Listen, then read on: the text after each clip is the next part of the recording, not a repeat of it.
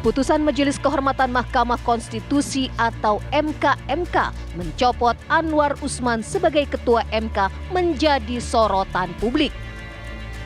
Majelis Kehormatan MK memutuskan Anwar Usman telah melakukan pelanggaran etik berat saat mengabulkan gugatan batas usia minimal Capres-Cawapres.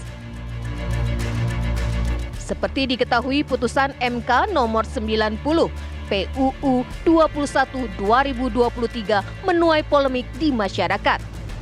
Putusan MK ini menjadi pintu masuk putra sulung Presiden Joko Widodo melaju ke ajang Pilpres 2024 sebagai bakal calon wakil Presiden Prabowo Subianto. Dicopotnya Anwar Usman sebagai Ketua MK oleh Majelis Kehormatan MK akan membuat produk hukumnya itu akan terus menjadi polemik. Lalu, bagaimana dampak politiknya untuk pasangan capres khususnya Prabowo Gibran pasca putusan Majelis Kehormatan MK? Benarkah hasil putusan Majelis Kehormatan MK digunakan oleh pihak tertentu untuk mendegradasi pasangan bakal capres-cawapres Prabowo Subianto Gibran Raka Buming Raka? Tim TV One mengabarkan.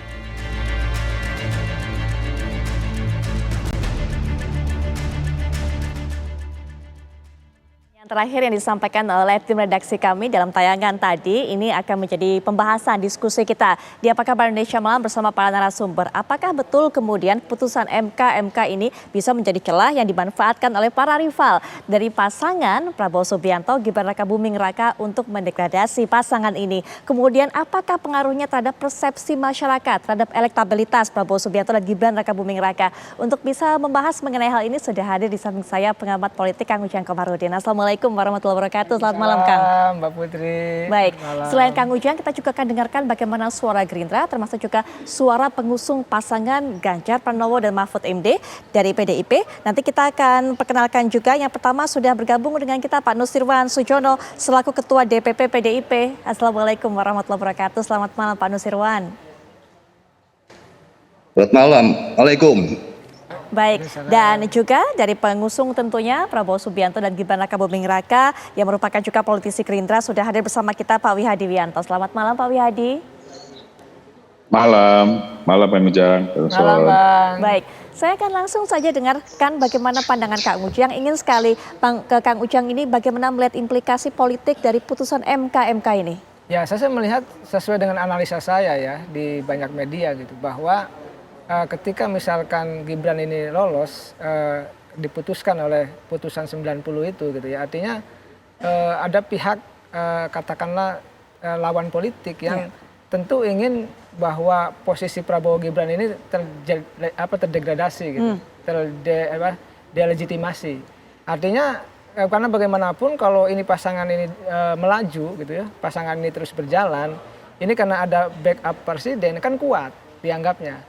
Maka salah satu yang penting adalah bagaimana mendegradasi pihak ini. Baik, caranya? Dan dalam politik biasa, ya tentu membangun konstruksi isu ya agar pasangan ini bisa terdegradasi. Baik, putusan MK ini kemudian dimainkan begitu, diolah menjadi isu tertentu. Jadi politik itu kan biasa goreng-menggoreng gitu kan, memainkan isu ya dalam konteks ya kalau saya katakan kan tadi di politik cuma ada dua, bagaimana membangun pencitraan, yang kedua mendegradasi lawan, Anda membusuk-busuki lawan. Nah dalam konteks itu ya ini yang dimainkan, pencitraannya dibangun, membusuk-busuki lawan, mendegradasi lawan juga dilakukan, dan itu dalam konteks politik biasa. Degradasinya dalam bentuk apa, kemudian juga pencitraannya dalam bentuk apa yang sudah terjadi ya sejauh ini menurut Kang Ujang? Ya karena begini, konstruksinya kan begini, bahwa MK dianggap hakimnya kan melanggar etik berat, maka kan putusannya dianggap sat-sat dianggap.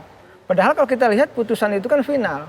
Putusan itu bagaimanapun walaupun kita pahit, kita juga menolak, saya akademisi juga, tetapi kalau sudah diputuskan harus diterima. Yang bisa membatalkan putusan MK 90 itu adalah MK-nya sendiri. Makanya masuk gugatan lagi yang terbaru itu. Nah, pisahkan antara masyarakat melihatnya, nah lawan politik nih melihatnya bahwa ingin mendegradasi dengan cara tadi, wah kok hakimnya misalkan terkena etik, ya kok putusannya masih berlaku, masih jalan. Nah di situ sebenarnya poinnya. Oke, Tetapi baik. saya ingin mengatakan, saya objektif saja. Ya dalam konteks itu ya kita lihat putusan Mahkamah MK sudah dieksekusi katakanlah ya. Ya. Lalu juga keputusan 90 juga sudah jalan. Ya maka kita lihat nanti pertarungan narasi ke depan seperti apa. Baik. Kita langsung saja tanya kepada sang rival dari pasangan Prabowo Subianto dan juga Gibran Rakabuming Raka, Pak Nusirwan yang mengusung pasangan Ganjar Mahfud MD. Bagaimana kemudian ini bisa Pak diolah menjadi isu kemudian untuk bisa mendegradasi pasangan lawan?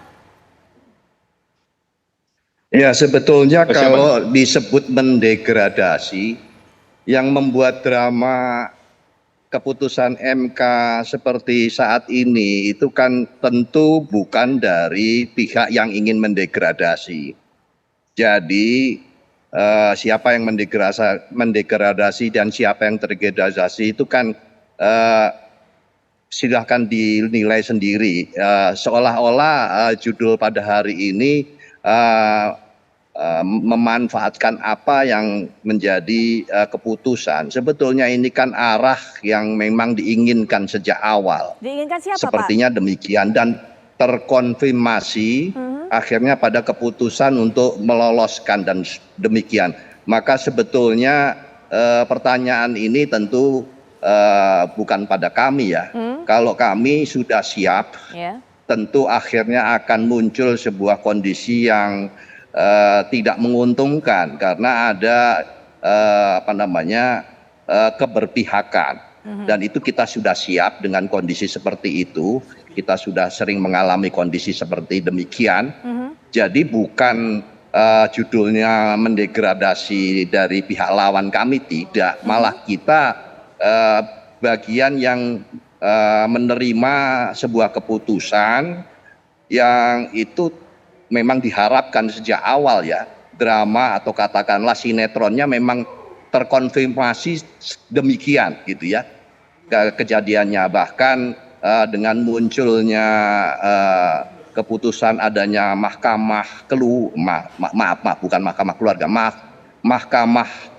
kehormatan itu sudah apapun keputusannya sudah mengkonfirmasi adanya sebuah atau proses yang memang tidak sesuai dengan kaidah-kaidah aturan, kaidah-kaidah hukum, sehingga sebetulnya dari kami sudah siap saja kondisi yang memang ke depan akan tidak berpihak kepada kami.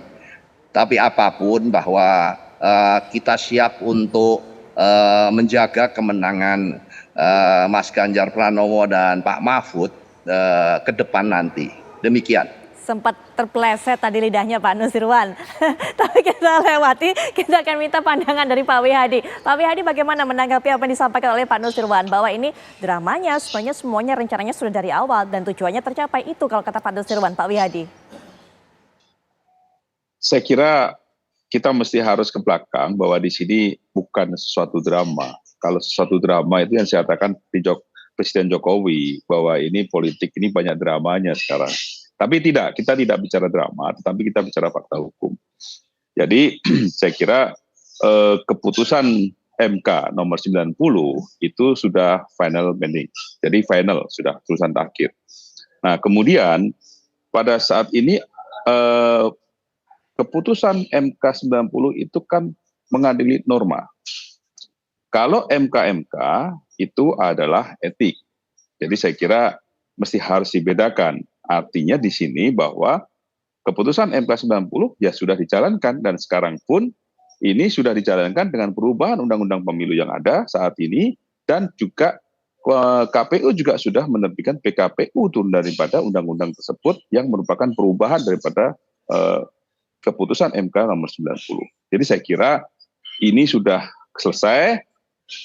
Yang disampaikan oleh Pak Nusirwan bahwa kita siap untuk melakukan konsultasi lagi untuk berikutnya pemilihan presiden dengan mengadu program dan kita sama-sama melihat bagaimana rakyat nanti akan memilih siapa daripada presiden kita berikutnya. Jadi saya kira ini adalah sesuatu hal yang sudah selesai. Saya kira permasalahan MK ini sudah selesai.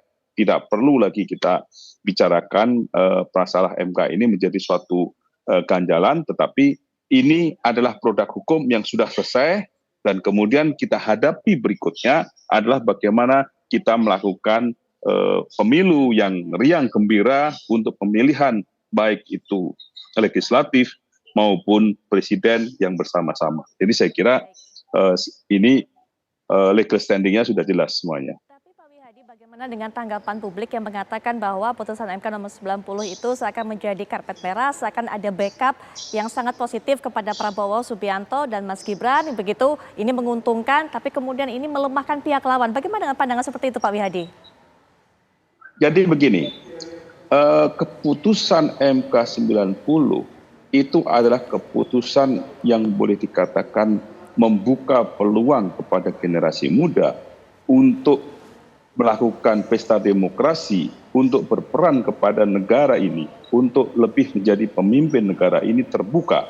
Jadi saya kira ini adalah sesuatu hal keberpihakan daripada demokrasi untuk generasi muda. Kita tahu bahwa saat ini pemilih yang ada saat ini adalah 50% adalah generasi muda, yaitu milenial dan Gen Z. Jadi saya kira ini adalah merupakan keberpihakan. Jadi saya kira ini bisa saja ini terjadi bukan hanya kepada Mas Gibran, tetapi bisa saja kepada semuanya. Jadi saya kira inilah merupakan satu keputusan yang keberpihakan kepada generasi muda, dan generasi muda untuk bisa lebih berperan lagi dalam kepemimpinan ke depan. Baik, Pak Nusirwan, bukan drama kok Pak, dan bahkan ini merupakan bentuk keberpihakan demokrasi terhadap kaum muda, Pak Nusirwan. Tentu benar kalau diasumsikan untuk generasi muda, tidak ada yang menghalangi generasi muda tampil menjadi pemimpin.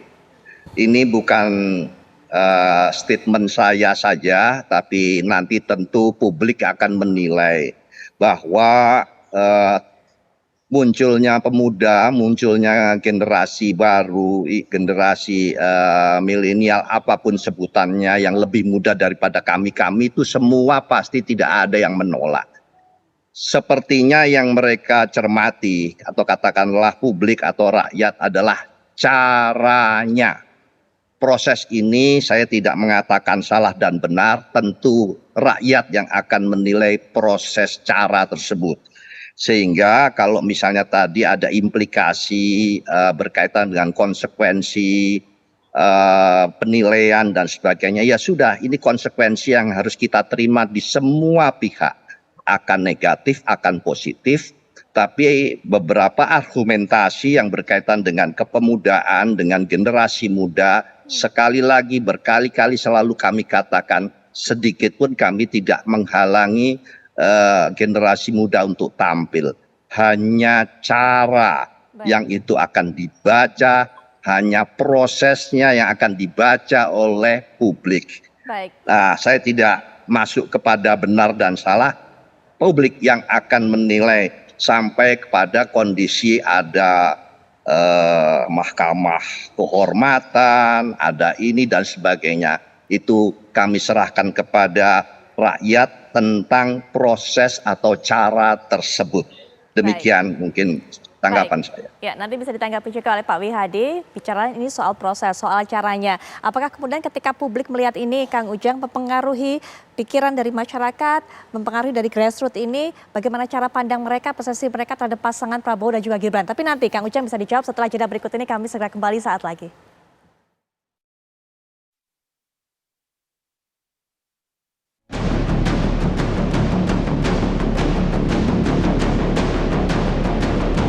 Menjatuhkan sanksi pemberhentian dari jabatan Ketua Mahkamah Konstitusi kepada hakim terlapor.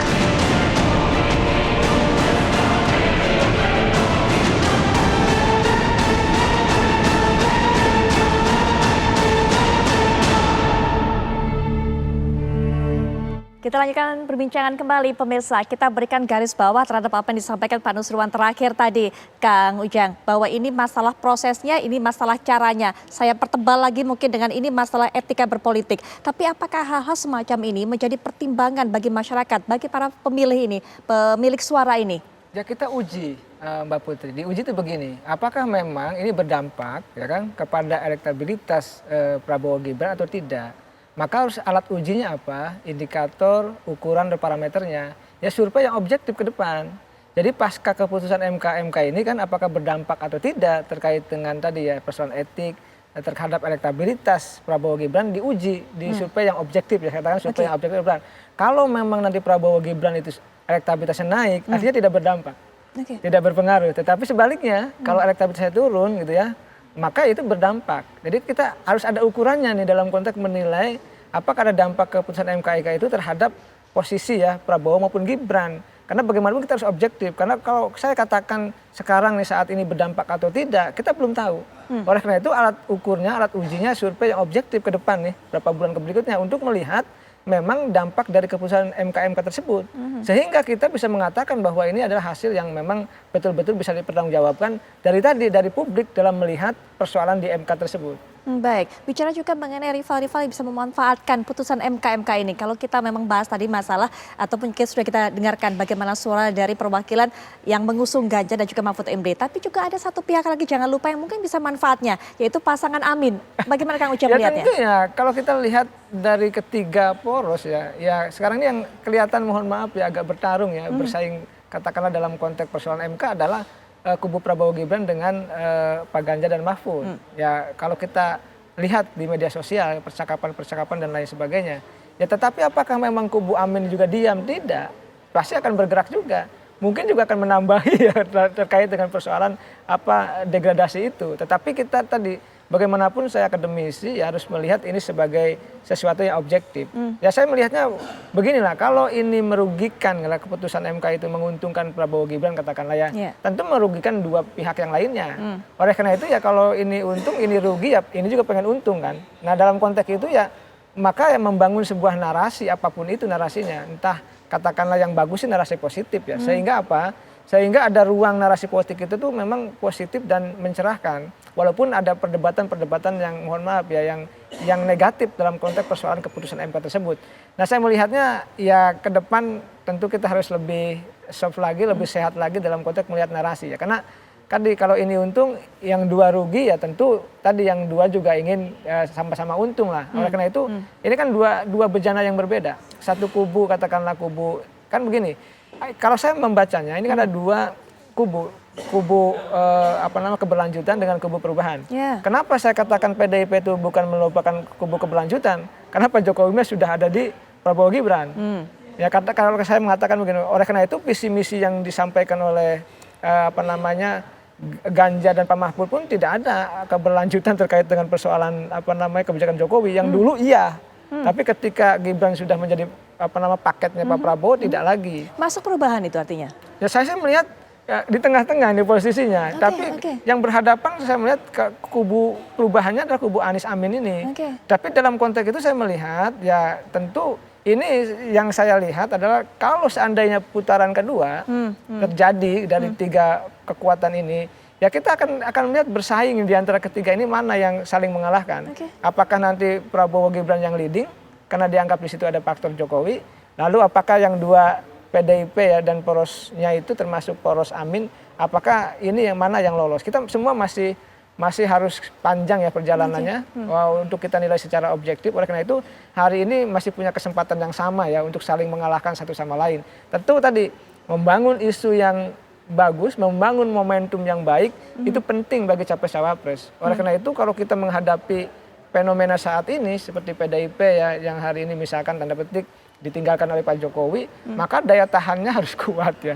Daya tahannya harus harus tinggi dalam konteks menghadapi pemilu 2024 nanti. Saya melihat PDIP kan dulu skemanya bersama Jokowi tadinya ya ingin hat-trick, ingin menang 3 kali ya berturut-turut di Pileg dan di Pilpres. Tetapi pasca Pak Jokowi katakanlah tidak bersama lagi dalam satu rumah, maka ini kan mengkhawatirkan dalam konteks perjuangan PDIP untuk menjadi partai pemenang katakanlah yang ketiga kalinya. Ini tantangan besar ya bagi PDIP untuk bisa menaklukkan 2024 dengan penuh perjuangan ketika Pak Jokowinya ada di pihak yang lain. Langsung saja dijawab Pak Nusirwan, tantangan besar Pak Nusirwan ketika Pak Jokowi ada di pihak lain, jangan-jangan PDI Perjuangan ini bisa gagal mencapai targetnya tadi. Mudah saja sejak keputusan MK dengan yang nomor 90 itu bisa menampilkan pasangan calon atas keputusan tersebut, maka tentu positioningnya adalah kita siap memenangkan Mas Ganjar Pak Mahfud dengan kondisi yang tidak netral. Itu sudah begitu saja positioningnya. Sehingga apapun kita pada posisi mempersiapkan situasi dalam situasi yang tidak berpihak atau katakanlah bahasa terangnya tidak netral, begitulah. Itulah yang sekarang kita bersiap-siap menghadapi, dan hal tersebut sudah dialami, sudah dimulai, ya. Hal-hal tersebut sudah dimulai beberapa hari terakhir ini, sehingga kalimat-kalimat atau statement yang sifatnya normatif kami sudah tidak terganggu lagi, karena memang kondisinya sudah demikian. Apapun ucapannya, ini adalah sebuah keputusan lembaga hukum, lembaga judikatif dan sebagainya. Posisi kita sudah siap untuk menghadapi kondisi tidak netral. Begitu saja. Pak Nusirwan, tapi satu lagi mungkin dari Kang Ujang tadi bisa diberikan jawaban dan juga tanggapan. Apakah betul sudah tidak lagi termasuk pengusung keberlanjutan? Saya coba diulangi, sinyalnya jelek, tidak jelas volume suaranya. Baik. Bisa diulangi, Mbak? Apakah memang betul sudah tidak lagi mengusung keberlanjutan? Oh, itu kan Mbak yang mengatakan, bukan saya. Saya sedikit pun tidak ada kalimat seperti itu. Itu kesimpulannya Kang Ujang mungkin. Jadi silahkan simpulkan sendiri. Itu kalimat Anda, tapi bukan kalimat saya. Dan itu tidak ada di dalam konsep kami. Baik, Pak Nusirwan. Pak Wihadi nanti bisa diberikan tanggapan, termasuk tadi kalau dikatakan Pak Nusirwan ini adalah masalah cara, etika politiknya, termasuk juga rival-rival dari pasangan Pak Prabowo. Ini Pak Wihadi mengatakan bahwa sekarang ini kondisinya dalam kontestasi menjelang pemilu tidak netral. Tapi nanti Pak Wihadi bisa berikan tanggapan setelah jeda berikut ini, kami segera kembali.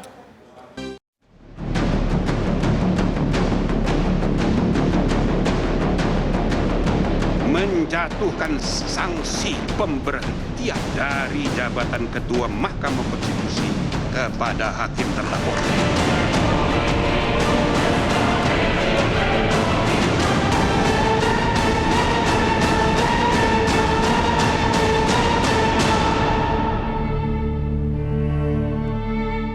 Langsung saja berikan kesempatan kepada Pak Wihadi. Pak Wihadi, para rival ini mengatakan kondisinya saat ini jelang berkontestasi pemilu 2024 tidak netral. Dan tudingan terus terang saja ketika kemudian ditanya siapa yang diuntungkan dengan kondisi ini sebenarnya. Menyebutkan bahwa pasangan Pak Prabowo Subianto dengan Mas Gibran. Pak Wihadi. Saya kira kita tidak perlu berprasangka dulu, karena permasalahan daripada netral atau tidak netral kita sudah pasti tahu bahwa Pak Jokowi sendiri sudah pernah menyatakan bahwa beliau akan netral, dan tentunya kenetralan ini adalah kita bisa buktikan nanti pada saat Februari 2024 yang dimana pemilu itu dilaksanakan. Jadi saya kira ini adalah merupakan satu hal yang kita ke depannya, saya katakan bahwa kita menginginkan adanya pemilu yang riang gembira, yang beradu program, tanpa kita politik campaign, tanpa kita juga melakukan provokasi. Saya kira semuanya rakyatlah yang bisa memilih nanti siapa yang terbaik daripada ketiga capres ini. Jadi saya kira kita semuanya di sini sudah cukup dewasa dalam berdemokrasi, dan kita sudah beberapa kali mengalami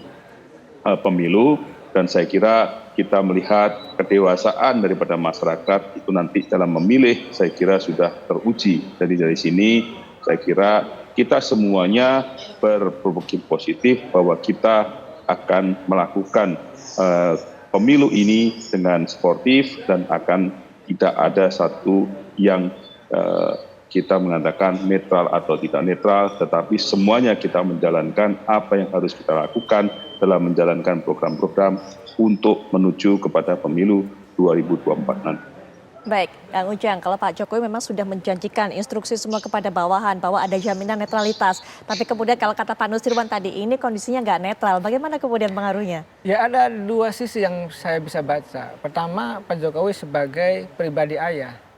Nah, sebagai individu ya, sebagai personal, ya tentu akan mendukung anaknya. Itu biasa. Saya misalkan menemukan ada anggota DPR gitu ketika kunjungan ke luar negeri, tahu-tahu anaknya sakit gitu. Itu ya pulang, ya menggendong anaknya di rumah sakit, menginap gitu. Artinya kecintaan kepada anaknya itu wajar secara psikologis. Tetapi memang kalau sebagai presiden, sebagai simbol negara, sebagai kepala negara dan kepala pemerintahan harus di tengah, harus netral. Kepentingannya kepentingan bangsa dan negara, bukan kepentingan dukung-mendukung. Nah artinya ini Pak Jokowi harus paham betul di sini dan saya meyakini Pak Jokowi tahu dan posisinya harus seperti apa. Ketika menjadi ayah ya pasti tidak netral, tetapi sebagai presiden harus netral. Oleh karena itu ini menjadi legasi Pak Jokowi, pemilu yang misalkan aman, tertib, yang katakanlah jujur ya, lalu juga netralitas terjaga, itu akan menjadi legasi Pak Jokowi ke depan. Ketika sudah tidak menjadi presiden lagi bahwa Pak Jokowi akan dikenang sebagai presiden yang mampu menyelenggarakan pemilu dengan baik. Tetapi kalau terjadi cacat ya misalkan tidak netral, ini akan menjadi sebaliknya begitu, akan menjadi membangun persepsi negatif di mata publik. Oleh karena itu ya Pak Jokowi tidak akan gegabah dalam konteks soal netralitas ini. Baik, Pak Wihadi sudah mengatakan loh Pak Nusirwan bahwa ini netral kok. Kang Ujang juga sudah mengatakan tadi bagaimana dua sisi dari Pak Jokowi. Kemudian Pak Nusirwan tadi mengatakan bahwa tidak netral. Sekhawatir apa sebenarnya Pak? Apa yang membuat Bapak masih khawatir? Kami sudah mengalami di 1, 2, 3 lokasi di mana kondisi itu setelah kalimat netral itu disampaikan secara umum ya. Dan tentu benar apa yang disampaikan Pak Jokowi menjaga netralitas. Tapi tentu ini kan soal netral ini Kang Ujang, Pak Wid, itu nanti pada implementasinya ya, pada struktur yang terkait dengan pemilu tersebut. Ada dari sektor keamanan, dari sektor penyelenggara pemilu dan sebagainya. Kalimatnya sangat bagus sekali netralitas. Nah, saya setuju nanti kita lihat saja perjalanannya Pak Wid, tidak menunggu nanti 14 Februari. Prosesnya itu berlangsung mulai hari ini sampai nanti 14 Februari. Apa yang sudah dirasakan Pak? Halo?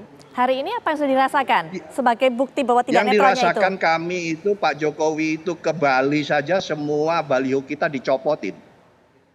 Dan meskipun sudah diklarifikasi oleh Pak Jokowi, kami mengapresiasi atas klarifikasi tersebut.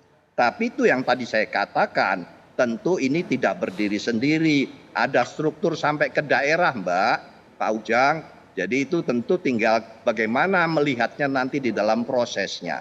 Maka saya tegaskan, kita sudah dalam kondisi untuk mempersiapkan diri, kalimatnya bukan tidak netral langsung begitu ya Mbak. Saya tadi katakan bahwa kita sudah mempersiapkan diri dalam kondisi tidak netral.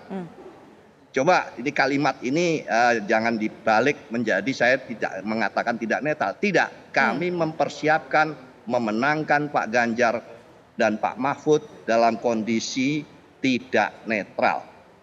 Itu kalimat saya. Soal itu ditanggapi dengan bagaimana persepsinya silahkan. Karena proses ini sudah berjalan. Demikian.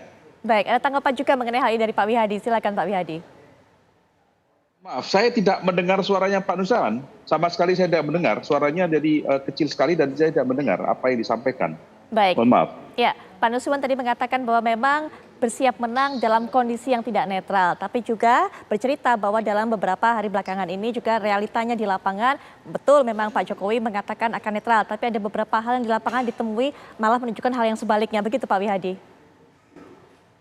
Saya tidak melihat hal itu terjadi di lapangan ya saat ini, karena ini kan belum dimulai. Artinya rangkaian daripada pemilu ini belum dimulai, dan kita sudah melihat, kalau saya melihat semua daripada KPU maupun Bawaslu itu sudah menjalankan apa yang merupakan pedoman mereka dalam PKPU dan kemudian juga dalam keputusan Bawaslu apa yang harus disampaikan. Jadi saya kira hal yang seperti ini tidak ada dalam hal kita melihat ada suatu riak-riak tentunya. Kalau pada saat ini kalau kita kembali kepada pemilu 2019 misalnya, dalam kurun waktu yang 3 bulan sebelum pemilu, itu yang namanya laporan kepada pihak keamanan, pihak kepolisian itu saling berganti. Nah ini kan tidak ada. Artinya kan di sini tenang-tenang saja dalam hal ini kita riang gembira. Jadi saya kira ini suatu prediksi yang mungkin tidak kita tidak perlu juga melupakan suatu hal yang apa yang terjadi di lapangan, karena kebetulan saya sendiri juga mengalami di lapangan tidak ada masalah, karena saya sendiri sebagai caleg juga tidak tidak mendengar apapun mengenai masalah gesekan-gesekan itu. Yang ada adalah bagaimana kita mengadu program, bagaimana kita nantinya ada calon presiden kita ke depan itu. Jadi saya kira hal-hal seperti ini kita tidak perlu lagi bermain dalam suatu play victim, tetapi kita bermain bahwa program ke depan ini seperti apa yang ditawarkan oleh calon presiden kita. Nah inilah nanti yang rakyat akan memilih. Jadi saya kira ini adalah sesuatu hal yang kembali lagi kalau mengutip apa yang disampaikan oleh Pak Jokowi, ini banyak drakornya begitu kan. Jadi saya kira hal seperti ini tidak perlu kita besar-besarkan. Jadi saya kira ayo kita sambut pemilu ini dengan riang gembira dan kita adu program, biarkan rakyat memilih siapa nanti calon presidennya yang akan terpilih di 2024 sampai dengan 2029. Saya kira itu sesuatu hal yang ajakan untuk kita semuanya, bahwa kita berpikir positif dan kita riang gembira untuk menyambut pemilu ini. Baik, penutup mungkin juga dari Kang Ujang, apalagi melihat tadi, Pak Nusirwan. Ya, silakan. Tentu Pak Wid tidak merasakan, karena bagian yang tentu akan menikmati proses tersebut ya. Jadi saya yakin beliau tidak merasakan tersebut, itu betul. Dan sebenarnya yang bagian drakor itu ya bukan kami, malah justru kita yang bagian di drakorin ini. Jadi kita menikmati proses ini saja, dan ini kelembagaan sudah, maksudnya baik dari MK, kemudian keputusannya apa saja dan sebagainya, itu kan tentu kita bisa menilai ya, kita bisa menilai. Sekali lagi nanti penilaian itu pada rakyat lah. Jadi sinetronnya itu sebetulnya berasal dari sebelah mana ya. Tentu yang drakor tadi, karena saya menanggapi dengan kalimatnya drakornya Pak Wid itu tadi, kita bagian yang kena itu ya, sebetulnya bukan bukan bagian yang membuat drakor. Demikian, terima kasih. Baik, singkat penutup juga terakhir Pak Wid, bagaimana kemudian Pak Wihadi menanggapi yang dikatakan oleh Pak Nusirwan? Ini adalah bukan suatu proses yang bagaimana ada keberpihakan, tapi proses ini adalah bagaimana generasi muda yang mereka menginginkan adanya keterbukaan di dalam masalah demokrasi ini untuk bisa menjadi pemimpin. Dan saya kira ini semuanya adalah merupakan sesuatu hal yang legal, secara legal, dan tidak ada sesuatu yang dalam hal ini netral atau tidak netral. Tapi baiklah, kita melihat dari sini. Kedepannya adalah kita tidaklah perlu lagi kita play victim bahwa netral atau tidak netral, tetapi kita lihat satu hal yang saya sampaikan tadi, bahwa mungkin Kang Ujang juga ingat bagaimana peristiwa pemilu 2019, bahwa 3 bulan sebelum pemilu itu bagaimana yang namanya pihak APH, pihak kepolisian itu menangani, saling lapor, saling memberikan provokasi, lapor sini, lapor sana. Itu suasananya ada suasana yang tidak netral gitu pada saat itu. Jadi saya kira ini sesuatu hal yang tidak perlu kita lagi play victim di sini, tetapi kita jalankan program-program kita ke depannya. Baik, ya. Pak. Ya, Pak Wihadi terima kasih, Pak Nusirwan terima kasih, waktu juga yang membatasi perbincangan kita. Kang Ujang terima kasih, tapi masih bersama saya Kang Ujang, nanti kita akan bahas lagi di segmen terakhir bersama Agita juga. Ya, makasih Pak Wihadi, Pak Nusirwan. Dan pemirsa kami akan segera kembali saat lagi dengan rangkaian kabar-kabar menarik lainnya. Tetaplah bersama kami di Apa Kabar Indonesia Malam.